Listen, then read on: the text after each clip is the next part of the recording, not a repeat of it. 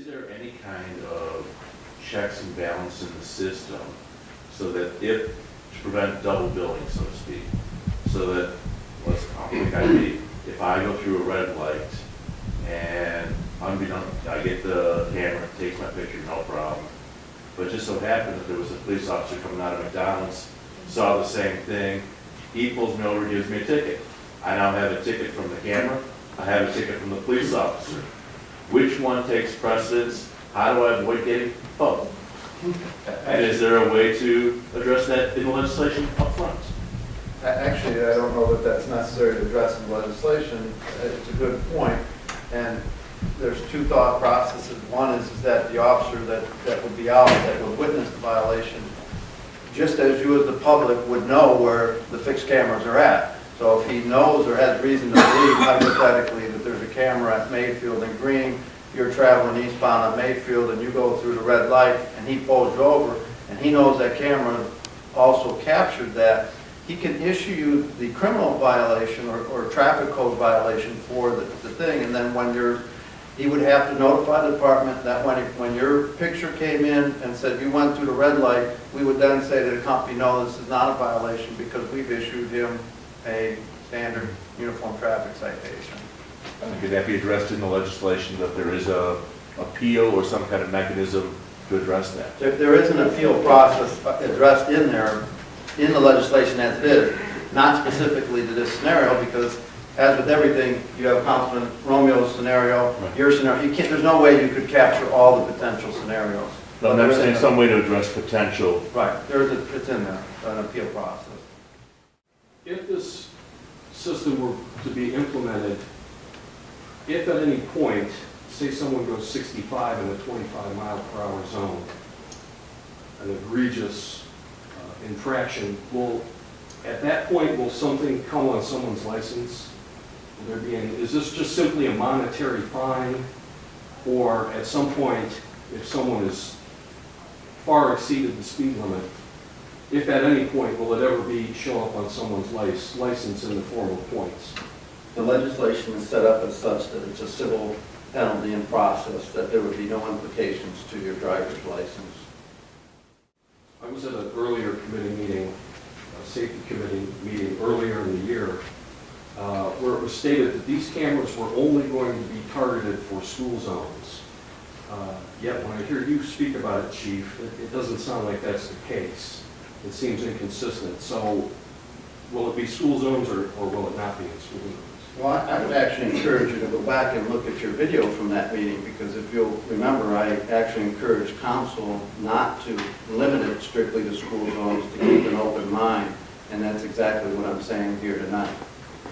Could I get an answer from council people, so the law director? Well, this is not a committee meeting. We are getting, we're getting your comments now. But to go as the safety committee person, we're looking at the current legislation. As the chief indicated in the first meeting that we discussed it, we did talk about school zones, but the chief also asked us to keep an open mind to look at other possibilities. Of such, he's recommended tonight. So we haven't made a decision whether or not what we're going to do. That's why we're listening to the comments and getting feedback from the community. And afterwards, we will have a committee meeting where we'll discuss it further. Okay. Someone said that it was, in fact, restated it, said it twice, that if this is passed, it's only going to be in school zones. So I'm just... The legislation does not support that. Okay. Thank you. That we have. Thank you. I don't see a problem as far as privacy goes, because it is a public street. And I don't have a problem with a private company doing this either. You know, yes, private companies are concerned with making a profit. However,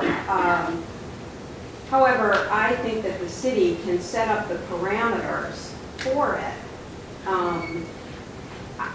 I don't like the idea of it being a revenue stream for the city of South Euclid. I think that, yes, the city is in financial trouble here. And yes, I don't want my taxes raised, but using this as a revenue stream is inappropriate, I feel. I know that a lot of places do use these things as revenue streams. I know I have talked to, and this is just an anecdote, but I have talked to a young woman who works as a teacher down in Cleveland, and before she got her tickets, she had been caught going a couple miles over the speed limit one way, just past the yellow light the other way. Before she knew it, she had $300 all at once. Before she even knew she had one ticket, she had 3 tickets worth of $300, and for just small crimes. Now, I don't think South Euclid wants to project themselves as an unfriendly, money-grubbing community that is trying to shore up its budget because of reckless budgeting before, by trying to use tickets as a revenue stream. Thank you. My friends and family would be surprised to know I'm up here in support of the cameras. I speed. I like to drive fast. I think it's efficient. I don't think it's stupid. I think it's efficient. I get caught. I get tickets. I'm trying to get better. I actually have a little sign on the inside of my car that says slow. It's working. I don't see the big difference between having a policeman patrolling that intersection and having a camera. I think it would actually work in favor of having more police out handling problems that are real problems, rather than sitting and just watching for speeders. The one thing that does concern me, and I saw this on TV the other day, Karma is doing this, the mobile unit sheet that you put on top of a car, or you said they might use the mobile unit on the speed sign already. In my case, I'm used to the speed signs on Carnegie, or the speed cameras on Carnegie, the speed cameras down at the bottom of Cedar Hill. I know where they're at. So we'll just learn where they're at, you know? And, but I think it's a great way for the city to make money.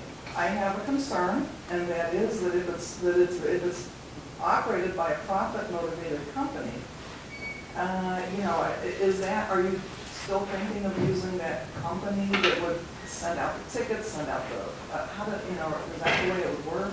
Most companies' business model is set up that way. Matter of fact, I've met with 4 or 5, 6 maybe even different companies, and all of them have the same business model. The difference is what is the cost that they're going to charge to put that equipment in. One company may charge you $20, one may charge you $30. That's why I can't really answer what our cost is going to be until we get to that point, but all their business models are that way. And then you would review that after 6 months, you said?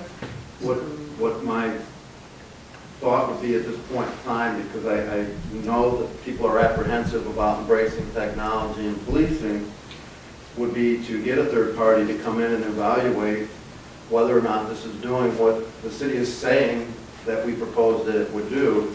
And I think that if in fact the study comes back and says, yes, we're doing what that camera's doing what we said it would do, then maybe we'd go forward with implementing it to the full extent that we had talked about. Obviously, if the study comes back and says, hey, you know what, this isn't doing what it's supposed to do, then I think everybody here would agree, then why would we go any further